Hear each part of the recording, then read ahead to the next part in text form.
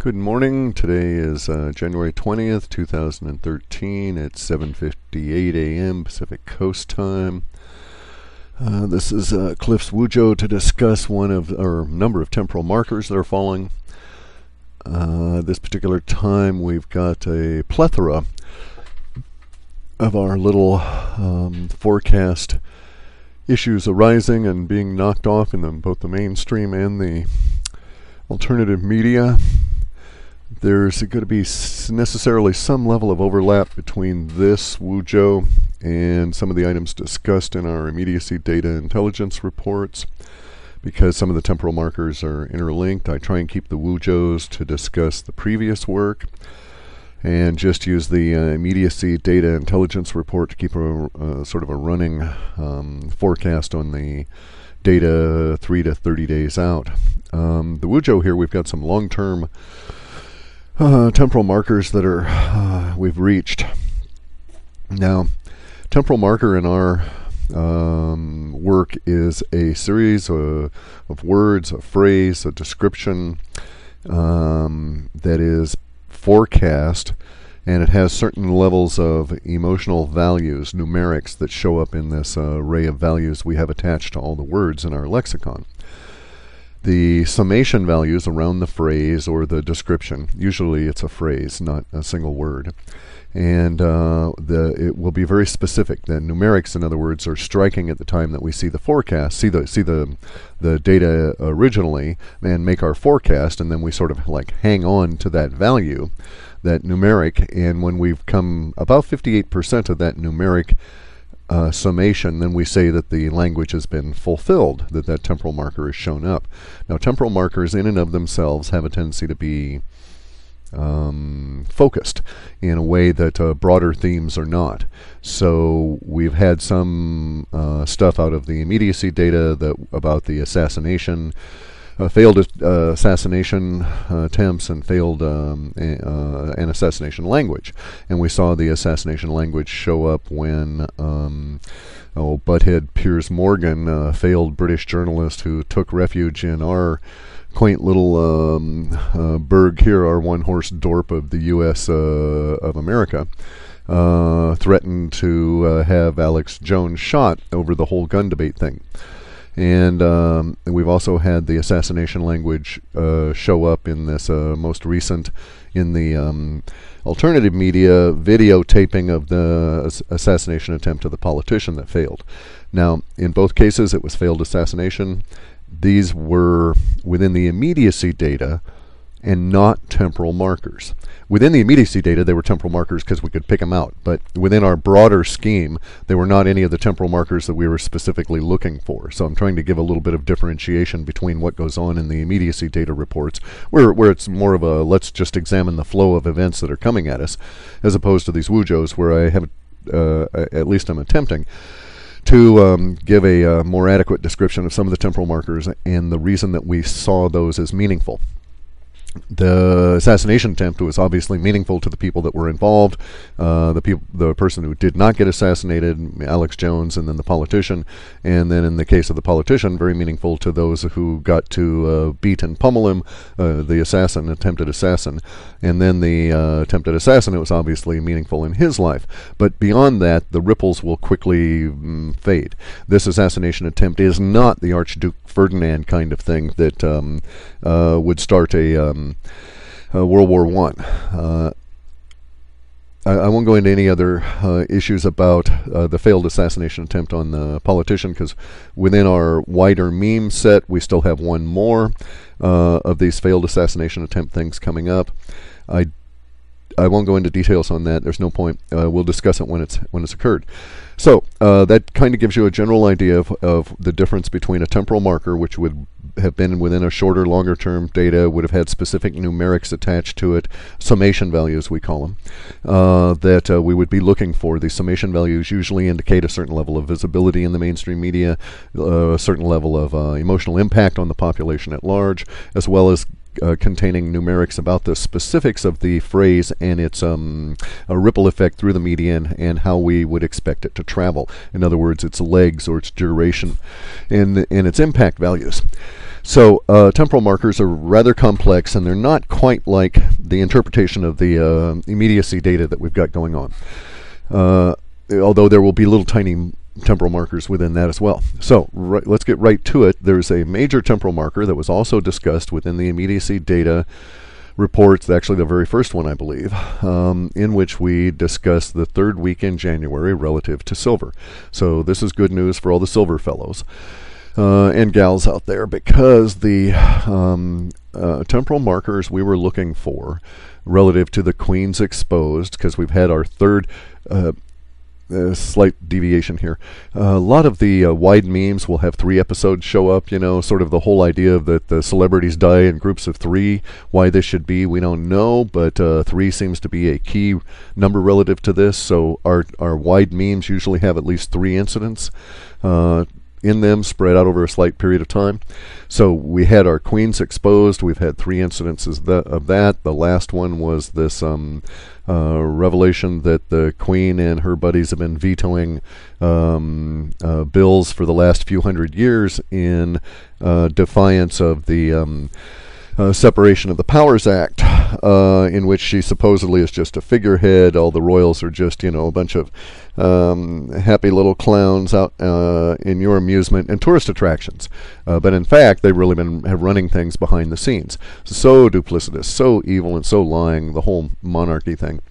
In any event, so we've had the 3 episodes of the Queen's exposed, and a number of other temporal markers relative to the general financial state of affairs. Then, within that, we've also had some very key markers relative to silver. One of which, this last one we were expecting, was the appearance of panic language around the acquisition of silver at the commercial level, not at the investment level, although it will soon leak over to that. And that's why we're discussing this today, January 20th, Sunday, because this week's going to be very filled with all kinds of information coming out and emotions bubbling up relative to the subjects that we'll be discussing today in the Wujo. And the very first one is silver. So we've seen the first of a wide meme. We've seen the first of a wide temporal marker within the subset of the silver group, which is this panic language showing up around the idea of acquiring silver for industrial processes.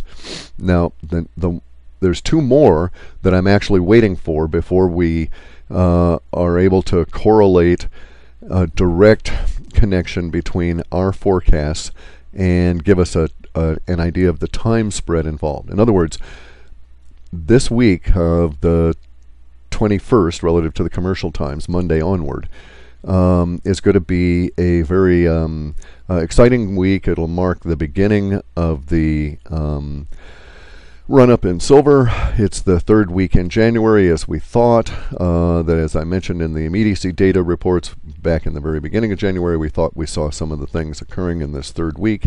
Indeed, that has happened. Actually, it happened 3 days early. Hadn't expected it to actually show up until this week, but it showed up last week, so the effects are going to begin this week. Now, there's 2 more industrial processes sets of language that we're looking for. They're immaterial. Whether I catch them or not at this point is immaterial, because we're going to sort of be off to the races here pretty quick. The silver language now starts spreading out, and we'll see silver language show up in legal. We'll see it show up in government.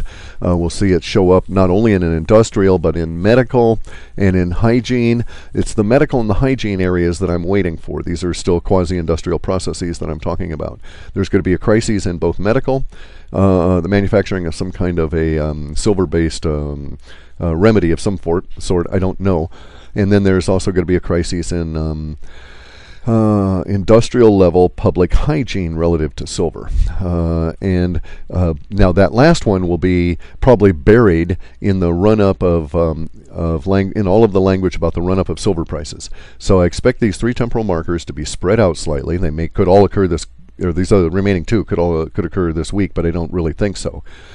And there'll be the last one, which I think will probably be the public health issue, will show up amidst the a lot more language about frothing about the silver prices and people starting to get so whipped up that we start seeing stories about lines at coin stores and lines at pawn shops as people go and hawk silver or sell it, sell the family silver, that kind of thing, for these new, actually new highs. It looks like new all-time highs will be occurring as we go through this process.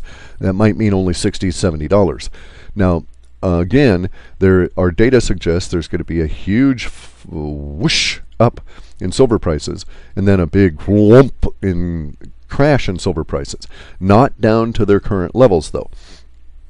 So I'm just picking numbers out of the air. I would suggest that if silver ran up to 60, it might fall back down into 40s, and that's just the best I can get. It's not like we have any kind of a price indicator. We just have relative numerics to go on based on emotional quantifiers. So I'm not making a price projection here. I'm just saying a ratio.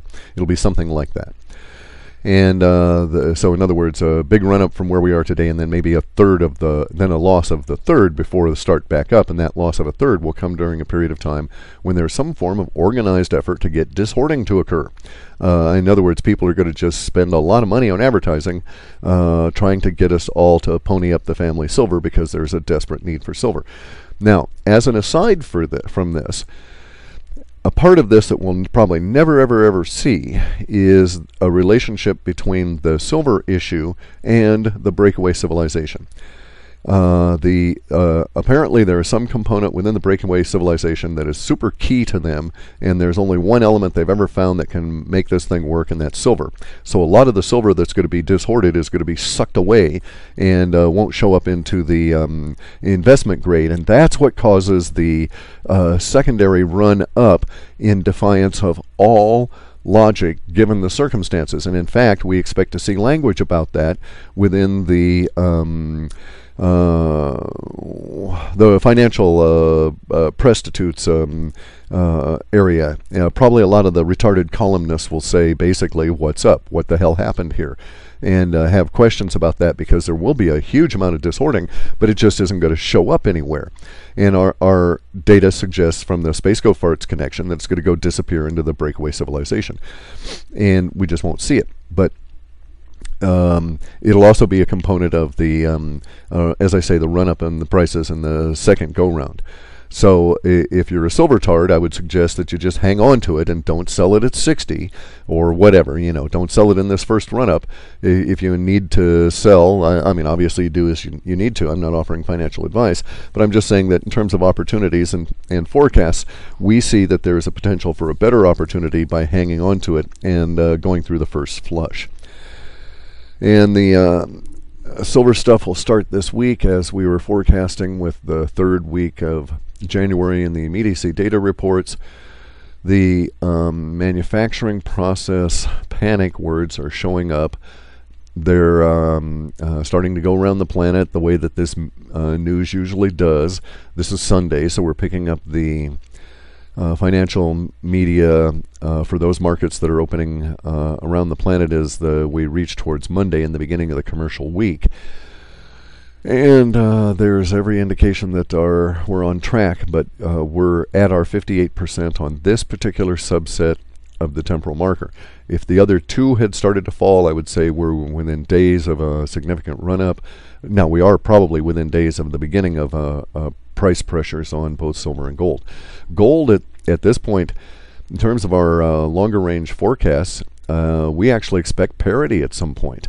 Parity between an ounce of gold and an ounce of silver. How long it'll last, what the relationships will be after that, are very problematic, because we get into everything beyond the global coastal event. All of this will occur before June, but at the same time we get hit before June with something that's a planetary level that disrupts everything, including the ability to do transcontinental trading of anything, let alone precious metals, or delivery even.